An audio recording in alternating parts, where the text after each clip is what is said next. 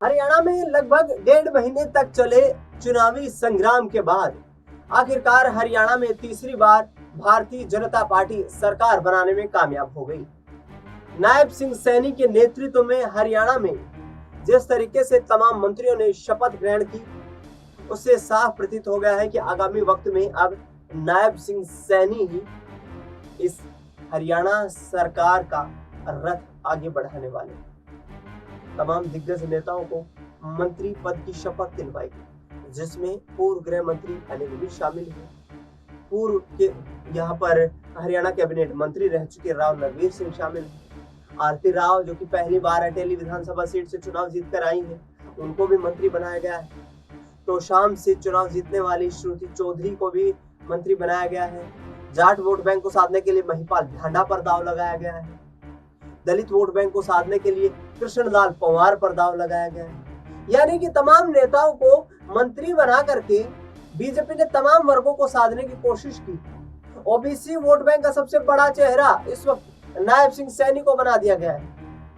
जिस ओबीसी सैनी समुदाय की तादाद हरियाणा में, आबादी हरियाणा में, मत प्रतिशत हरियाणा में महज 2% है, वो नायब सिंह सैनी अब हरियाणा में सरकार चलाते हुए नजर आए। नायब सिंह सैनी की कार्यशैली को लेकर के तमाम नेताओं ने उनकी तारीफों के कसीदे पढ़े, लेकिन आज विषय अलग है। विषय अलग ये है कि हरियाणा में ओबीसी का सबसे बड़ा चेहरा, या यूं कहें कि हरियाणा में भारतीय जनता पार्टी का सबसे बड़ा चेहरा, जो 6 बार सांसद और हरियाणा सरकार में कैबिनेट मंत्री रह चुके हैं, राव इंद्रजीत सिंह नाखुश नजर आ रहे हैं।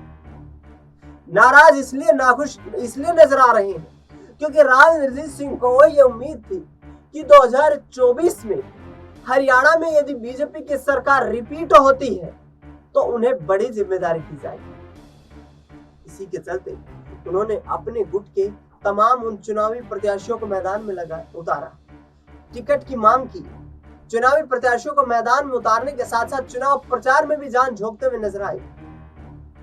गुरुग्राम, रेवाड़ी और महेंद्रगढ़ जिले में ताबड़तोड़ जन प्रचार राव इंद्रजीत सिंह ने किया और यह स्पष्ट कर दिया कि इन 3 जिलों में जो 11 सीटें हैं, उन 11 सीटों में से 10 यादव चेहरे चुनावी मैदान में थे और जीतने में कामयाब हुए।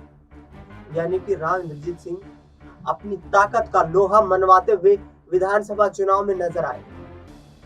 भारतीय जनता पार्टी ने जिस तरीके से सोशल इंजीनियरिंग की, जिस तरीके से जातीय विखंडन किया, जिस तरीके से भूपेंद्र सिंह हुड्डा के खिलाफ इस तरीके का एक जाल बिछाया कि 35-1 का नारा देकर हरियाणा में भूपेंद्र हुड्डा के किले को कमजोर किया जाए, कांग्रेस पार्टी को कमजोर किया जाए और भारतीय जनता पार्टी को मजबूती के साथ यहाँ पर एक बार फिर से बहुमत की तरफ निकाल लिया जाए, उस मंसूबे में बीजेपी को यहाँ पर कामयाबी हासिल होती हुई नजर आए।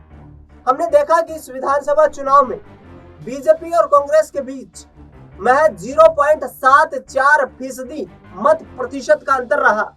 यह वोटों में इसकी गिनती कर ली जाए तो महज 22,000 कुछ वोट बीजेपी को कांग्रेस से पूरे हरियाणा में ज्यादा मिले और इन 22,000 वोटों ने बीजेपी को बहुमत के पार पहुंचा दिया। 48 सीटें भाजपा ने जीती। 48 सीटें जीतने के साथ साथ मजबूत सरकार बनाने के तो संकेत दे दिए, लेकिन क्या अपने ही नेताओं के लिए यहाँ पर बीजेपी ने मुश्किल बढ़ा दी है? क्योंकि लंबे वक्त से राव इंद्रजीत की यह मांग रही है कि उन्हें चीफ मिनिस्टर बनाया जाए। लंबे वक्त तक यहाँ पर भारतीय जनता पार्टी में शामिल भी रहे। 2014 से पहले ही लोकसभा चुनाव से पहले ही भाजपा में शामिल हो गए थे और बार बार ये कहते हुए नजर आ रहे हैं कि बीजेपी की सरकार में, मोदी की सरकार में मुझे कोई बड़ी नई जिम्मेदारी नहीं दी गई है, क्योंकि मैं मनमोहन सिंह की सरकार में भी केंद्रीय कैबिनेट मंत्री रह चुका हूं और प्रधानमंत्री नरेंद्र मोदी की सरकार में उसी जिम्मेदारी को आगे बढ़ाते हुए नजर आ रही है। चाहत सिर्फ मुख्यमंत्री बनने की, लेकिन इस मुख्यमंत्री पद पर अभी तक राव इंद्रजीत सिंह की ताजपोशी नहीं हो पाई है।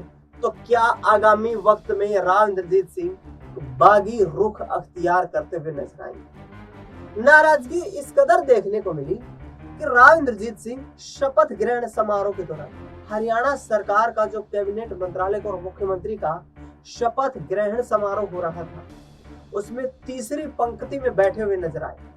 हरियाणा के कद्दावर नेता होने के बावजूद बिहार से एनडीए के कुछ नेता मौजूद रहे, वो पहली पंक्ति में नजर आते हैं, राव इंद्रजीत सिंह तीसरी पंक्ति में बैठते।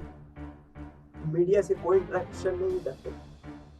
साफ तौर पर गुस्सा उनके चेहरे से प्रतीत हो रहा था, नाखुश जो दिखाई दे रहे थे। एक तरीके से इस चीज का मलाल उनके चेहरे पर साफ दिखाई दे रहा था कि जो मेहनत की गई है वो मेहनत जाया ही चली गई।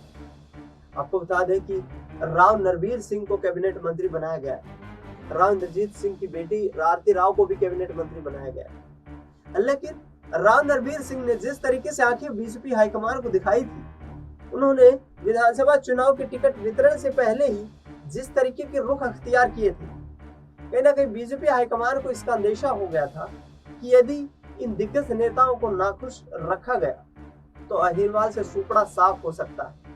नांगल चौधरी में एक जनसभा को संबोधित कर रहे थे। नांगल चौधरी में जनसभा को संबोधित करते हुए राव नरबीर सिंह ने साफ तौर पर यह कहा था कि यदि बीजेपी ने इस बार मेरी टिकट काटी तो नांगल चौधरी से लेकर पलवल तक भाजपा कमल के फूल पर एक भी सीट जीतने को यहां तरस जाएगी।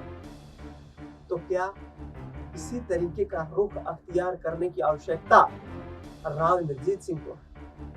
क्योंकि लोकसभा चुनाव के दौरान भी राव इंद्रजीत सिंह ये कहते हुए नजर आए थे कि नई सरकार बनने के बाद हरियाणा का राजनीतिक मानचित्र परिवर्तित होता हुआ नजर आएगा। यानी कि उनको उम्मीद थी कि कोई बड़ी जिम्मेदारी दी जाएगी, लेकिन निराशा हाथ लग गई। ऐसे में राव इंद्रजीत सिंह क्या अब खुल करके बीजेपी के खिलाफ खड़े हो जाएंगे? ये भी बड़ा सवाल खड़ा हो गया है। पिछले 10 सालों में दर्शकों देखें हम तो भारतीय जनता पार्टी ने बड़े ही सधे हुए तरीके की राजनीति की। बीजेपी ने 2014 में भी अहिरवाल से 2 ही कैबिनेट मंत्री बनाए थे, जिसमें रामविलास शर्मा और राव नरबीर सिंह का नाम शामिल था, जो कि मनोहर लाल खट्टर की सरकार में कैबिनेट मंत्री थे। 2019 के आते आते राव नरबीर सिंह का टिकट कट जाता है और रामविलास शर्मा चुनाव हार जाते, बशर्ते ओम प्रकाश यादव और अभय सिंह यादव को मंत्री बना दिया जाता है। ये दोनों मंत्रालयों की जिम्मा संभालते हुए नजर आते हैं। नायब सैनी की सरकार में भी मंत्री रहते हैं। और अब दोबारा से जब 2024 में तीसरी बार नायब सिंह सैनी की सरकार बनी है और दोबारा से वो मुख्यमंत्री बने हैं, तो ऐसे में आरती राव और राव नरबीर सिंह को फिर से कैबिनेट मंत्रालय का जिम्मा दे दिया गया। यानी कि बीजेपी ने सोशल इंजीनियरिंग जो चुनाव में दाव खेला, उसी दाव को आगे बढ़ाती हुई नजर आ रही है कि तमाम समुदायों को यहाँ पर खुश रखा जाए। लेकिन अहिरवाल के सबसे बड़े दिग्गज नेता राव इंद्रजीत सिंह यदि यहाँ पर भारतीय जनता पार्टी से नाराज हुए, नाखुश हुए, तो बड़ा खामियाजा पार्टी को इसका भुगतना पड़ सकता है। इसके साथ साथ अनिल विज, जिनको कैबिनेट मंत्री बनाया गया है, वो भी नाखुश नजर आए। उन्होंने भी बार बार तमाम जो सार्वजनिक मंचों से, तमाम जनसभाओं से, अपनी मीडिया इंटरेक्शन बाइट में लगातार यही कहा कि मैं हरियाणा का मुख्यमंत्री वरिष्ठता के आधार पर दाव ठोकता हूँ, मुझे मुख्यमंत्री बनाया जाना चाहिए। मैं हरियाणा का मुख्यमंत्री बनता हूँ तो हरियाणा का जो नक्शा बदल दूंगा, राजनीतिक रूप से हरियाणा का जो है एक अलग पहचान देखने को मिलेगी। लेकिन दिग्गज नेता अभी निराशा ही हाथ लगी है।